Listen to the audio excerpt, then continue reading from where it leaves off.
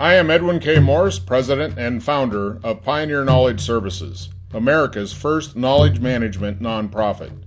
This program, Because You Need to Know, is part of our mission to educate and bring awareness around knowledge management. Ms. Kimberly LaMendola is the Local Food Projects Manager and Regional Development Coordinator for the Regional Planning and Development Organization known as Southern Tier West. She serves constituents of Western New York, specifically in Allegheny, Cattaraugus, and Chautauqua counties. She helps farmers and food producers to expand consumer markets, increase demand for local food products, and cooperatively market and promote regional food items. Kimberly also serves as the region's coordinator for the Area Development Grant Program, sponsored by the Appalachian Regional Commission, and is very active in developing eligible products that will benefit the region's economic vibrancy. Her credentials are in rural agroecology development. Kimberly has many decades of experience in all aspects of grantsmanship and management. She is a native resident of Western New York and enjoys the abundant opportunities the region has to offer, including snowshoeing, cross-country skiing, hiking, kayaking, cycle touring, and tending a backyard garden that quickly gets out of control. Her background includes nonprofit management, board leadership, program development, and strategic planning. She is currently the board chair for Canticle Farm, which is a nonprofit community-supported agriculture farm located in Allegheny, New York, that is sponsored by the Franciscan Sisters of Allegheny. So I see that you have a long history in Western New York, and it seems to me that there's a lot of your work and past that has been around social connection, social mission. Can you talk about what's going on in Western New York and the span of your experience and maybe what's lacking? Yes. Hi, Edwin. Thanks. That is right. I do have, I guess I'm old enough to say extensive background now in a variety of sectors. I've worked many years, decades. That does sound old, doesn't it? Decades in not the nonprofit realm. And now currently I'm in the quasi-nonprofit government realm. But I've worked in the arts and culture sector. I've worked in human service sector. I've worked in environmental services. And now I'm in the sector that I really love, which is food system development and also federal grants gatekeeping for a regional planning commission. This area has a lot of assets as far as organizations, businesses, people who are committed to helping others, and watching the evolution of these organizations as grants and some funding sources that may be connected to state and federal programs have shrunk or eliminated. We've seen a shift in the region, and the region that I'm referencing includes the counties of Chautauqua, Cattaraugus, and Allegheny counties of Western New York. The need for services and knowledge and resources and assistance, whether it's in the for-profit or nonprofit sector, never goes away. But as shifting access to resources and funds have changed, it's been interesting to watch profit and nonprofit realign themselves, and in many times now working together, which, back in the day, nonprofit stayed on their side of the fence, and for-profit and government entities kind of straddled the other sides. We're seeing now a blending and sharing of services, sharing of programs, and sharing of resources.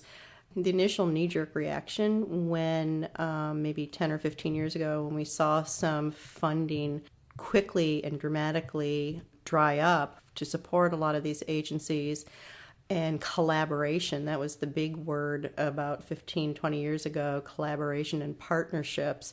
Organizations were very fearful of working with other nonprofits and even with for-profit entities and into the government sector for fear of, and it would be fear of losing autonomy over their programs and services, fear of having to reduce staff, which isn't always a bad thing when you're looking at efficiency of services to impart the best and biggest impacts. Those fears are gone, and I think you see an active handshake across the for-profit and nonprofit aisle with organizations and businesses actively seeking ways to interact with each other and share potential resources and develop collaborative and shared programs. Wow. So and I say that is a realization I don't know if everyone sees. So thank you for that perspective. So the nonprofit. Well, let me qualify my perspective. Most of my existence in both the for-profit and nonprofit world has been in fund development through grantsmanship, both as a grant seeker and a grant fund administrator. So I have been really lucky to see both sides of the coin. Quite frankly, the administration side, administering a quote-unquote pool of money to grant applicants is a whole lot more fun than being on the applicant side trying to fund develop. But it's really given me the unique perspective on both sides. So that's a little bit of where my observations stem from. With that perspective, does this area lead, is about the same, or is lagging as far as that perspective nationally? Is this going on in other places? Well, I would like to think that we're a leader. And, what really helps is within this 3-county region, I believe we've got 8 institutions of higher education. Now, that's and that's including Jamestown Community College and its discrete campuses. But each of those discrete campuses are also required to seek discretionary funding for their programs and services. The SUNY system doesn't provide a pot of money for state schools, whether they're 2-year, 4-year, or graduate work. And our private institutions are all leaders in developing not only programs and academic pathways for students, but becoming more partnered with the communities. Through the role my employment is with Southern Tier West Regional Planning and Development Board, headquartered in Salamanca. We are also the local development district, or the gatekeeper, for the Appalachian Regional Commission, because this area is in the northern tip of Appalachia, or if you're below Interstate 80, Appalachia.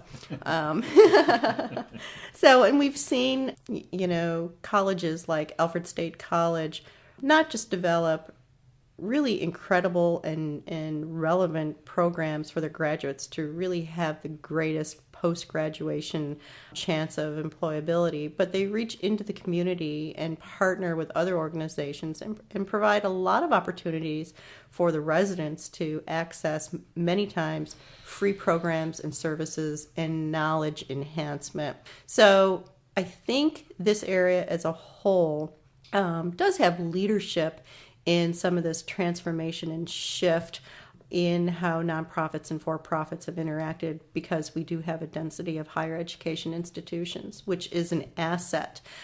The old town gown theory that campuses, for the most part, were off limits to their residents. We just don't see that in this region. St. Bonaventure, is this communities, and we're sitting here in the village of town of Allegheny, I think right now, is this region's campus, as is Jamestown Community College, as is Houghton College, as is SUNY Fredonia, as is Alfred State College, as is Alfred University. Now, who did I forget? Because this will come back to haunt me. But we do have, we're rich in many of those assets. I'm hearing you say is that this competitive model, which was not long ago, is starting to transcend into more of a community model. Mm-hmm. Is that fair to say? I think it's fair to say, because community, whatever the need or the mission or the purpose that nonprofits are sharing, we've not ameliorated any of those needs for resources or services. So it's fair to say that while while we're all competitive, all the organizations are competitive, there is a much greater level of collaboration and sharing. I just got an email yesterday from a constituent who manages a nonprofit in Salamanca, who said, basically, "Dear Kim and dear so-and-so, I'm sending this email to both of you because both of you work, you may not know each other, but both of you are doing and working in areas that I think if you knew each other and worked together, you could help us do this." And so, that was brilliant. And I'm going to meet the person that she made the email introduction with, and come to find out we already knew each other, and I can't wait to see what comes out of this potential meeting of our two organizations. So there was an opportunity created. You already knew each other, but in the instance that you didn't, there's somebody that's a connector and can see opportunities. And that's a very viable piece to any thrive. If you're going to thrive, you have to have those type of people that can see and connect and see that future opportunity. That's very exciting. It is. But going back to conversations you and I have had, you have to know who's out there. I'm very lucky in the fact that most of my last almost 2.5 decades of experience has been in covering the region. So I kind of, I'm not in that silo of I work in the city of, or I work only in the county of. I've been charged to represent the region for almost 25 years in various capacities and for different organizations.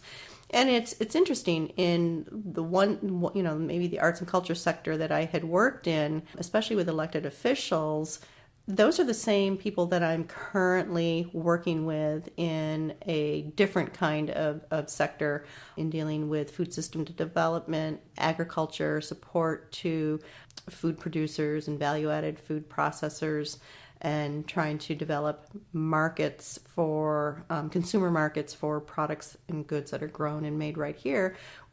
I'm still working with many of the same people in economic development, in elected officials, and in county and local government and state government. So you've got a whole network that you've achieved through constant contact, experience, daily work activities that has rolled up to you probably have forgot everything you know to a degree. I mean, you get accustomed to knowing this certain level of engagement. So for me to sit down and say, well, who do you know in this? You'd be like, oh, well, it's Joe or Sally or whatever. So there's this amount of knowledge that you've gained. So how would you share that? How would you make that a resource that's actually a shareable resource for folk? So that's interesting, because I've never looked at it as an inventory of what I know until you've, recently brought the whole discipline of knowledge management to my attention. But just anecdotally, in the 4 years or so that I've worked with the region's farmers and food producers and farmers markets and so on and so forth, I've made hundreds of contacts. In having an AmeriCorps intern join our organization about 1.5 years ago, she just recently told me the hardest part of the job was learning what was in my head.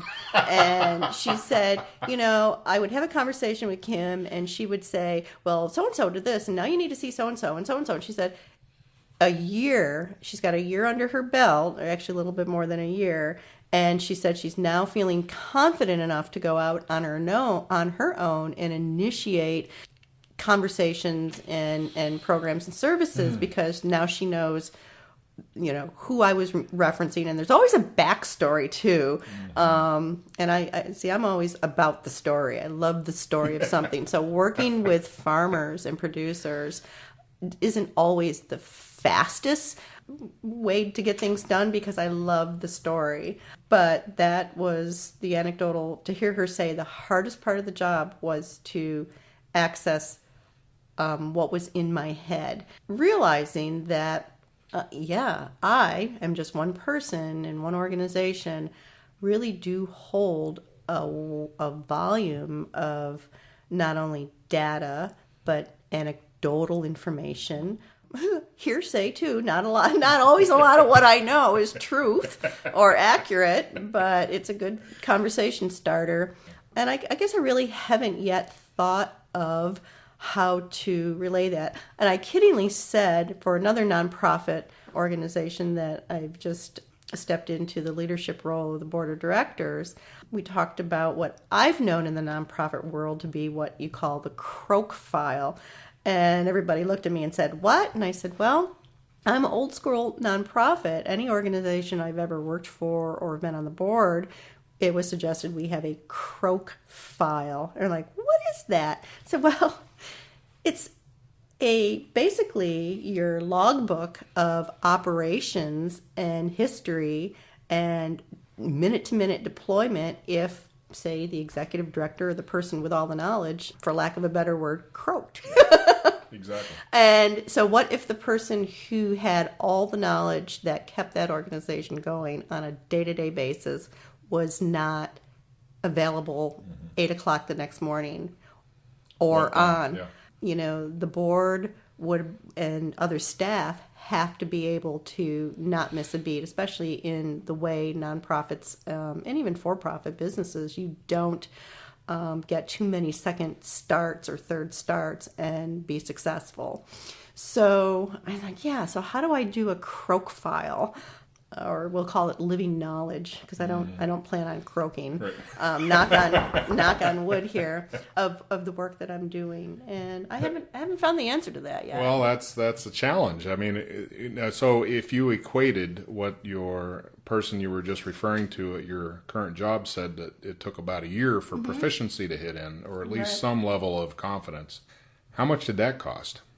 And if you start looking at how long it takes someone to reach that running speed of operational capacity that they should be doing or people expect, and it's all hinging upon someone having a set of knowledge that could have been shared, that's definitely an issue. And the handover, having a handover file or a process to where knowledge is shareable, retained, and valuable for the next person to operationally take over is definitely something the military, in my experience, has been fairly proficient at, because we are trained for that eventuality, because we're constantly in transition.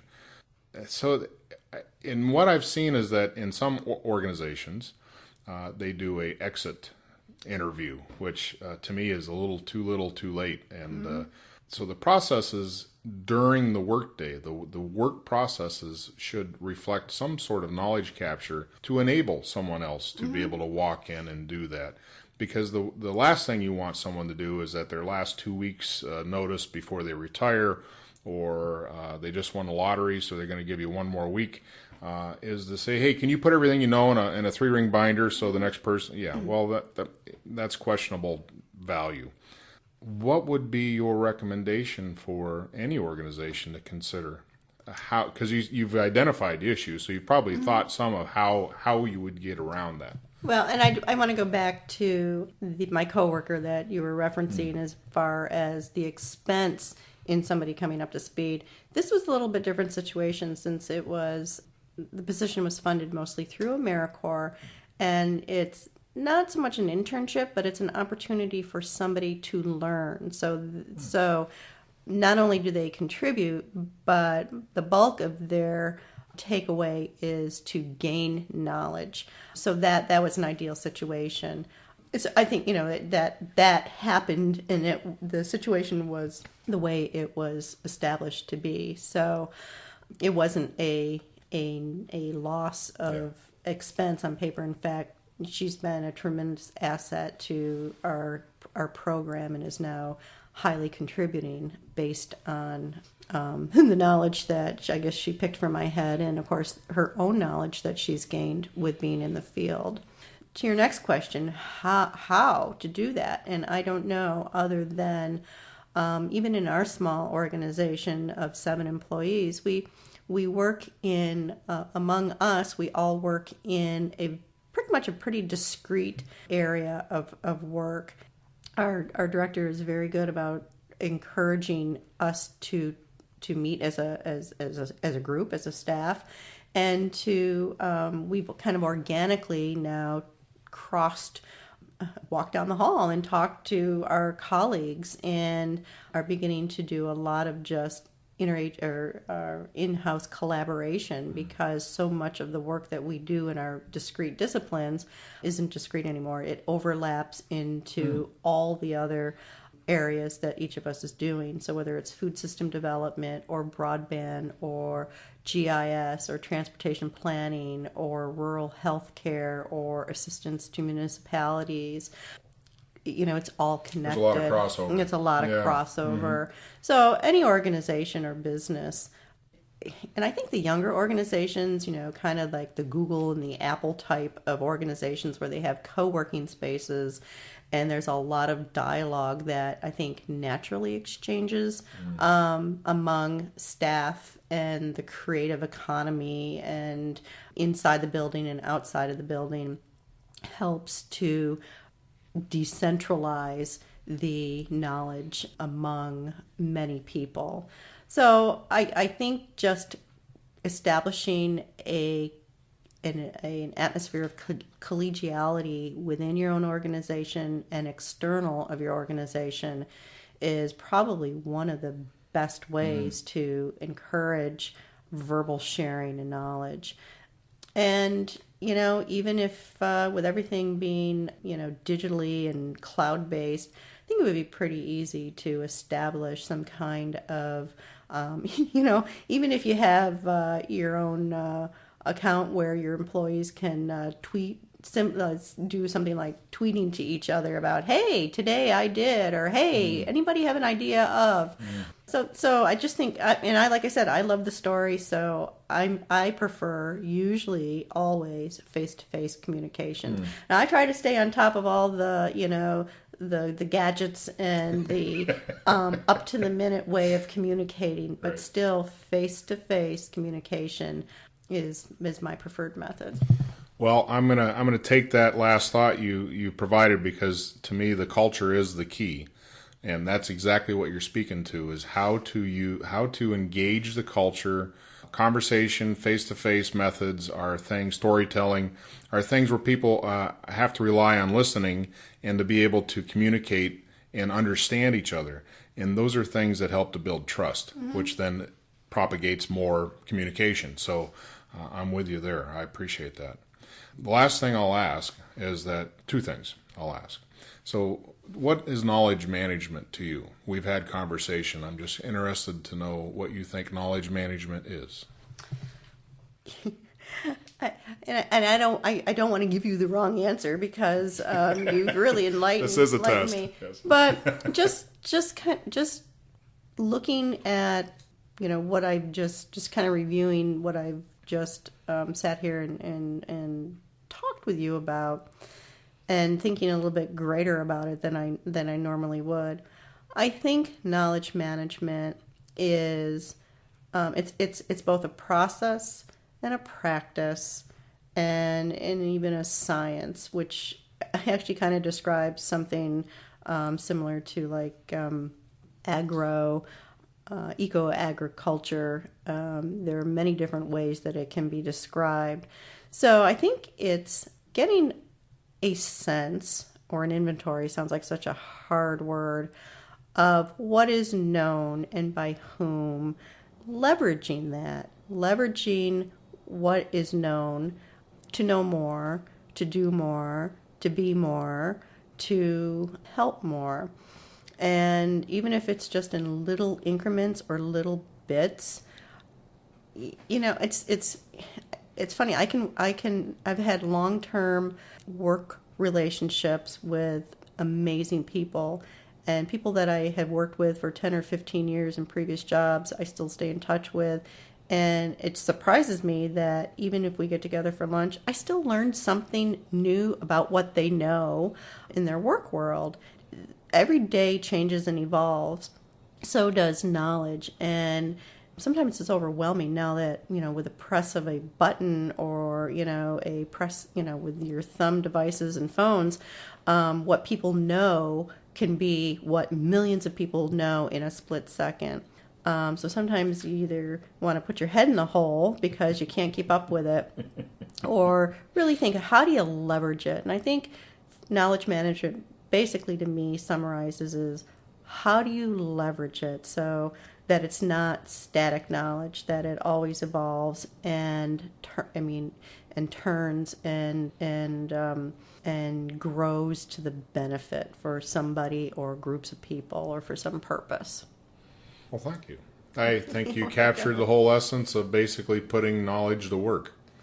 And I like that. Good. Because storing knowledge just to store it doesn't have a whole lot of impact. Mm-hmm.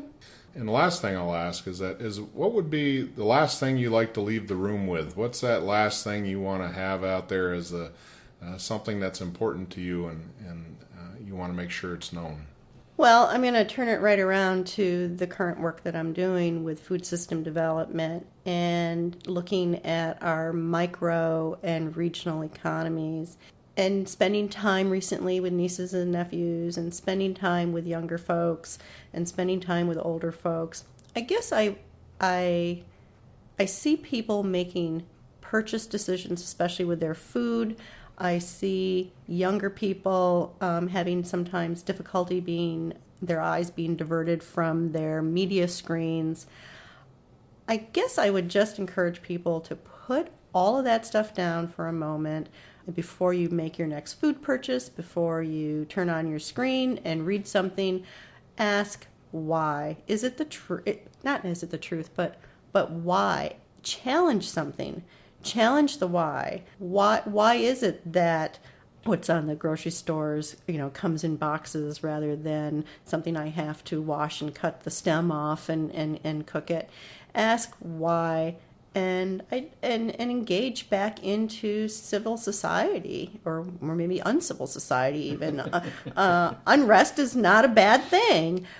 I guess look beyond the devices, look beyond what is, on commercials during your favorite television break, and ask why, and maybe make a little bit of noise in your own community and challenge what seems to be the norm, which you may realize isn't always the best or the healthiest norm.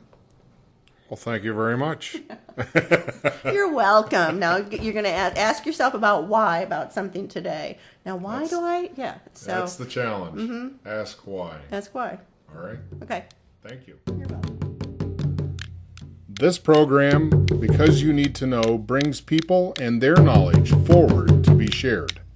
I am Edwin K. Morse, and I thank you for joining in to listen to another conversation brought to you as a public service of Pioneer Knowledge Services, a nonprofit, tax-exempt organization with a charitable purpose. Help us provide knowledge work at www.pioneer-ks.org.